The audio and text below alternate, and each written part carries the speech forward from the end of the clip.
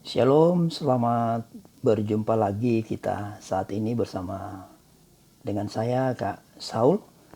Harapan Kak Saul semoga teman-teman semuanya ada dalam keadaan yang sehat dan kuat diberkati Tuhan.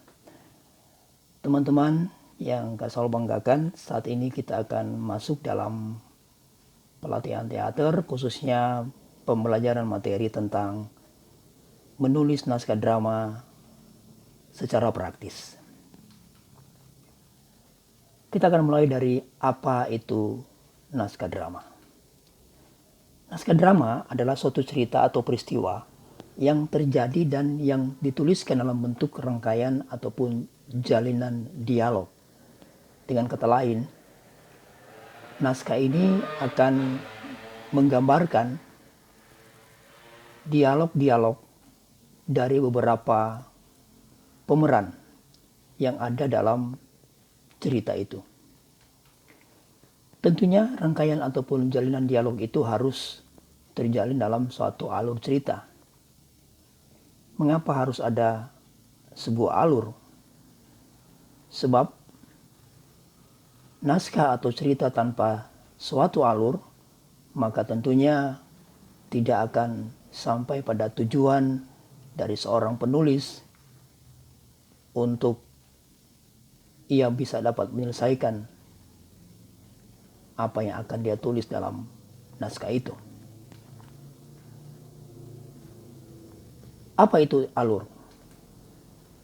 Alur adalah struktur rangkaian cerita atau peristiwa yang terjadi secara kronologis dan saling terjalin di setiap tahapan. Dengan kata lain, teman-teman,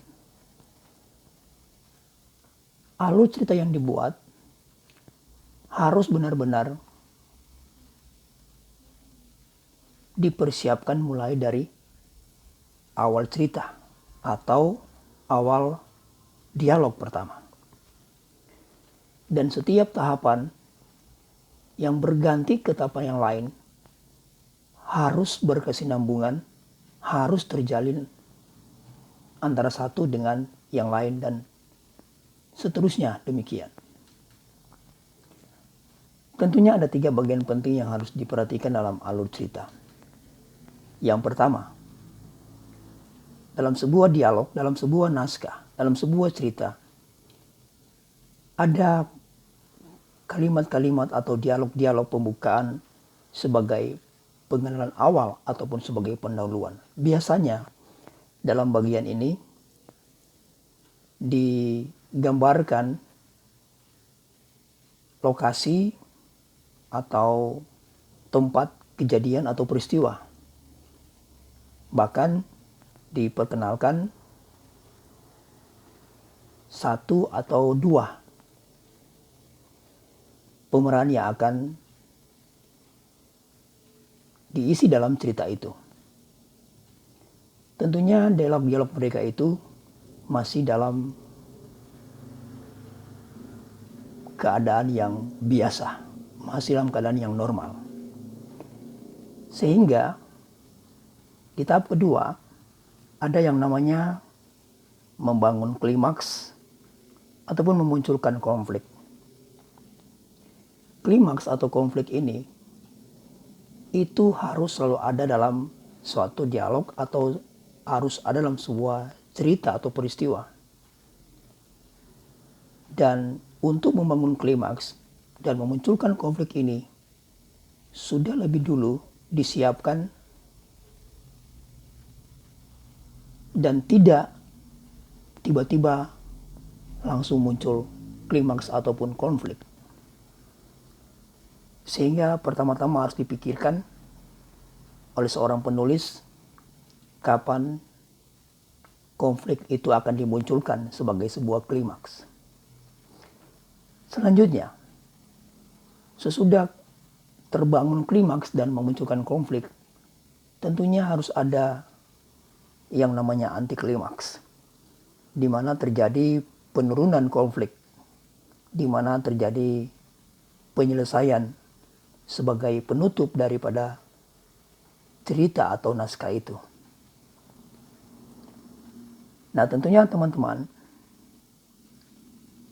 hati-hati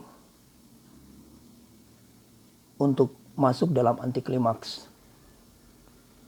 Seperti halnya ketika membangun klimaks dari pembukaan, jangan tergesa-gesa untuk cepat-cepat masuk dalam antiklimaks ataupun menurunkan konflik. Tentunya bagian-bagian ini harus benar-benar dipikirkan dalam imajinasi teman-teman, sehingga sebuah cerita didramatisir sebaik mungkin untuk menjadi sebuah bacaan ataupun menjadi suatu tontonan yang menarik bagi pembaca maupun penonton. Selanjutnya teman-teman, pasti ada yang bertanya, kalau demikian dari mana kita akan mendapat cerita itu atau sumber cerita yang akan kita buat itu dari mana saja? Yang pertama, dari apa yang kita baca. Tentunya bisa bersumber dari buku bacaan, ataupun majalah, ataupun koran, media sosial, ataupun internet, dan lain sebagainya. Sehingga apa yang kita baca ini semuanya menjadi ide-ide kita dan kita tulis untuk kita simpan, dan ketika kita akan menulis naskah maka ide-ide pokok-pokok yang sudah kita baca dari buku bacaan, dari majalah, dari koran, dari media sosial, internet ini, itu yang akan menjadi bahan kita menjadikan sebuah naskah. Yang kedua, dari mana kita mendapatkan cerita? Yaitu dari peristiwa yang kita dengar dan yang kita lihat. Tentunya teman-teman setiap hari ada mendengar sesuatu yang terjadi. Tentunya setiap hari ada melihat sesuatu yang terjadi. Nah, dari apa yang didengar dan apa yang dilihat, ini menjadi sebuah ide dari teman-teman untuk teman-teman jadikan sebagai sebuah naskah. Misalkan, ketika teman-teman mendengar ada suara keributan orang-orang di jalan raya, maka teman-teman langsung berpikir untuk mau menuliskan naskah tentang kerusuhan yang terjadi dan selanjutnya. Nah, ketika teman-teman melihat, misalkan melihat ada orang-orang yang mengejar seseorang karena kedapatan mencuri. Nah, dari apa yang teman-teman lihat, maka teman-teman mendapatkan ide untuk membuat naskah kisah seorang pencuri atau kisah seorang pencuri yang kembali bertobat. Nah, selanjutnya teman-teman, tidak kalah pentingnya dengan imajinasi. Kenapa harus ada imajinasi? Apa itu imajinasi?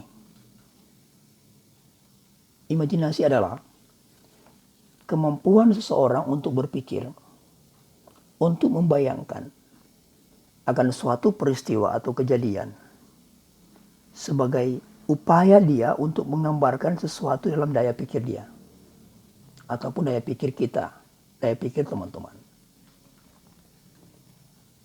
Apa yang ada dalam imajinasi kita? Yang pertama, di mana tempat kejadian peristiwanya. Yang kedua, siapa-siapa yang ada dalam kejadian itu.